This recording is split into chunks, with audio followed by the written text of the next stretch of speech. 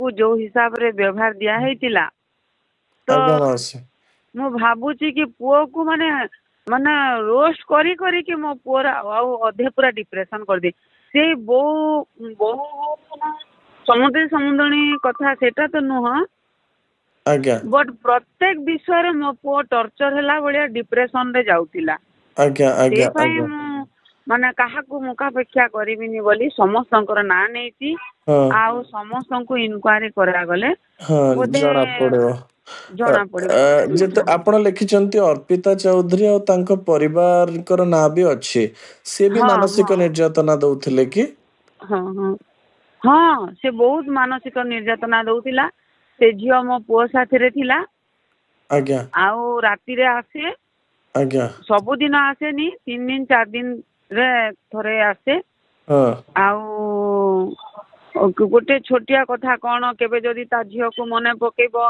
कि ता स्त्री सहित जदि कथा हेबो केबे कॉल रे माने झियो ताकू मो पुओ को बहुत टॉर्चर करे सी तू केमती केबे टॉर्चर डिवोर्स करंते देबू तू माने डिवोर्स केबे दउनु मते केबे नेबू केते दिन एमती जोगी थिबी तापरे आउ तांको दी जनक भितर कथा मोबाइल जदि इनक्वारी करा जिवो मेसेज कॉल कॉल माने रेकॉर्ड जदि थिबो माने जणा हाँ पड़ी जिवो मु तो आपण एती भीतर आपण को थिबा समय से घर को आस्तले कि हम्म आपण किछि कहू नथिले से समय रे मु मना करिछि पुओ को मते बहुत थर पुओ रागी की गाली भी करिछि माने मते मते सेमती चरित्र भल लागेनी काहे कि ना मु विरोध रे जाए से विषय रे आज्ञा तो मु बहुत थर मना करिछि इनडायरेक्टली डायरेक्टली भी मना करिछि लास्ट मो पुओ को बो आडू भी किछि माने छुआ को सहित कथा करेलेनी बो भी कथा हेलेनी तो हाँ पुओ डिप्रेशन हे जाउछि बोले मु स्वीकार करी कि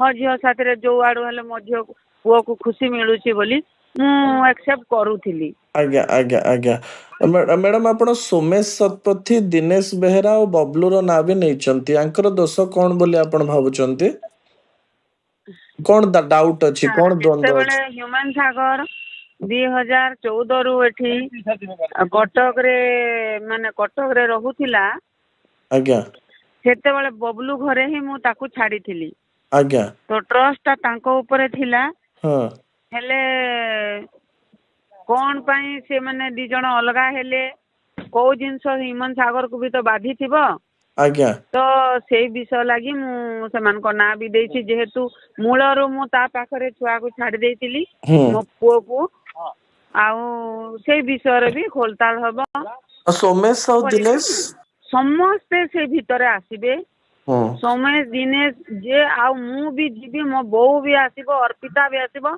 बबलू भी आसो समस्त को इनक्वारी करा हबो हाँ कि स्टूडियो जो स्टूडियो को मो पुओ रिकॉर्डिंग लागि जाउथिला हाँ तांको भी पचारा जाऊ जे मो पुओ को जगह रे डिप्रेशन होउथिला से माने एमती फील करिसंती कि कोन हाँ ए सब माने करा जाऊ बोले मु हाँ आ दोषी को धरा जाऊ दुनिया जानू हाँ गोटे माँ गोटे पुओर माने विच्छेद रे विधवा माँ पुओर अर्थ मूल्य कौन जे माँ ही जानिबो आज्ञा बुझिले एई किछि दिन पूर्वरु माउसी दिनेश आसिथिले से कहउथिले जे सबु टंका मो पाखरे किछि नै सबु तांको मां को हमें देई देइछु किंतु 2023 मसिया पूर्वर बहुत टंका सब मिछ सर सेटा सब मिछ सब मिछ आपण किछि टंका पाइ 2000 नांते सुनंतु 2025 जून मासरे मो पुओ अकाउंट खुली थिला जे नॉमिनी मते रखिछि परा ता आज्ञा आगरो जॉइंट अकाउंट रे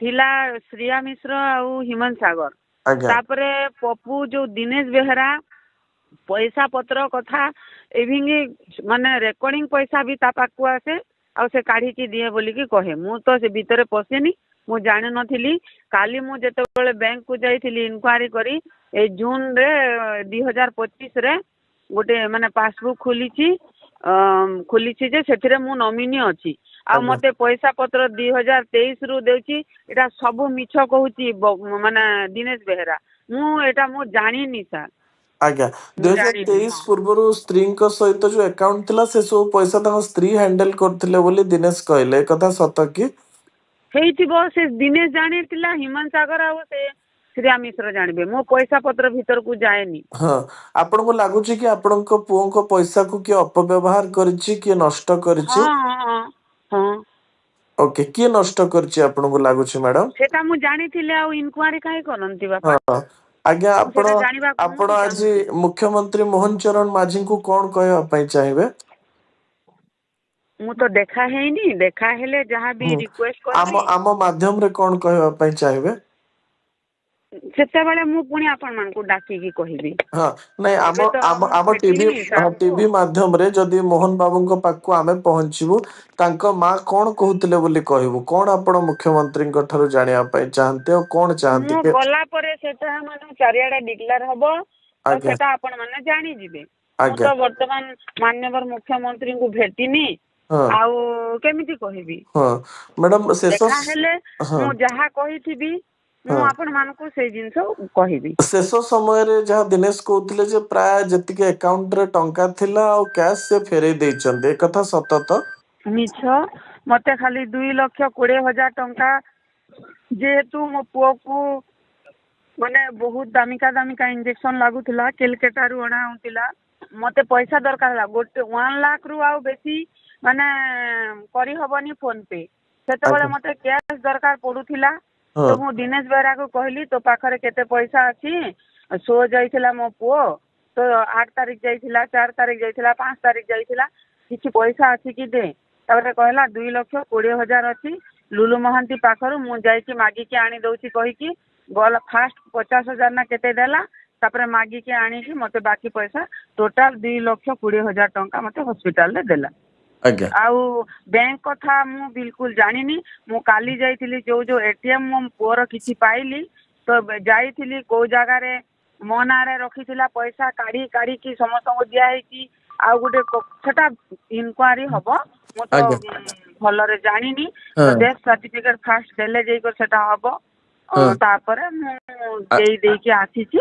ଆଜ୍ଞା ଯାହା ଜଣା ପଡିଲେ ମୁଁ ଆପଣ ମାନଙ୍କୁ ଆଜ୍ଞା ଜଣେଇବି। ମ୍ୟାଡାମ, ଦିନେଶ କହୁଥିଲେ ଗୋଟେ ଲକର ଥିଲା ହ୍ୟୁମାନଙ୍କ ଘରେ, ଯୋଉ ଲକର ଭିତରେ କିଛି ହଁ କ୍ୟାଶ ଲକର ଥିଲା ରହିଯାଇଛି। ବେଟା, ସେ ଲକର ଥିଲା। ମୁଁ ଟିଟଲାଗଡ଼ ନେଇକି ପଳେଇଥିଲି ଲକର। ପାସୱାର୍ଡ ମୁଁ ଜାଣିନଥିଲି, ମାନେ କହିଦେଇଥିଲା ପୁଅ, ବଟ୍ ମୁଁ ଖୋଲି ଜାଣୁନଥିଲି। ମୁଁ ସେଇଟାକୁ ଏବେ ଧରିକି ଆସିଥିଲି କଟକକୁ, କି ମାନେ ଯୋଉ ଜାଗାରୁ କିଣିଛି ପୁଅ ସେଠିକୁ ଯାଇକି ଲକର ଖୁଲେଇବି ବୋଲି।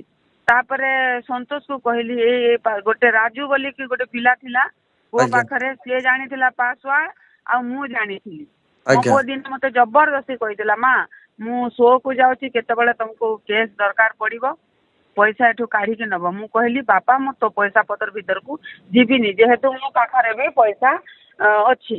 ତୁ ବି ଆଜ୍ଞା ଦଉଛୁ, ତୋ ବାପାର ପେନସନ ପାଉଛି, ଆଉ ମଝିରେ ମୁଁ ସର୍ଭିସ ଏପ୍ରିଲ ମାସରୁ ଜଏନ କରିଥିଲି, ତ ଆଜ୍ଞା ମତେ ଦରମା ବି ମିଳି ଯାଉଥିଲା। ଆଜ୍ଞା ତ ମୋ ପାଖରେ ପଇସା ଆଭେଲେବୁଲ ଅଛି ବେଟା, ଆଉ ମୁଁ ତୋ ପାସୱାର୍ଡ ଜାଣିଲେ କଣ କରିବି। ଫିର ବି ମତେ ସେ ଛୁଆ ମତେ କହିଦେଇଥିଲା ପାସୱାର୍ଡ ଟା, ମୁଁ ମନେ ରଖିନଥିଲି, କେବେ ଛୁଏଁନି ମୁଁ। ହୁଁ ଫିଙ୍ଗର ପ୍ରିଣ୍ଟ ବି ଆପଣ ମାନେ ଚେକ୍ କରିପାରିବେ, ହୁଁ ମୁଁ ଛୁଏଁନି କି କାଢେନି। ଆଜ୍ଞା ତ ସେ ଛୁଆ ଟା ଜାଣିଥିଲା। ସେ ଛୁଆ କହୁଥିଲା କି ମା ଲକରରେ ବୋଧେ ଭାଇ ଫରଗେଟ କରିଦେଇଛନ୍ତି ପାସୱାର୍ଡ ଟା। ଆଉ ମୁଁ କହିଲି କେତେ ପଇସା ଥିବ? ସେ କହିଲା 5 ରୁ 6 ଲକ୍ଷ ଥିବ।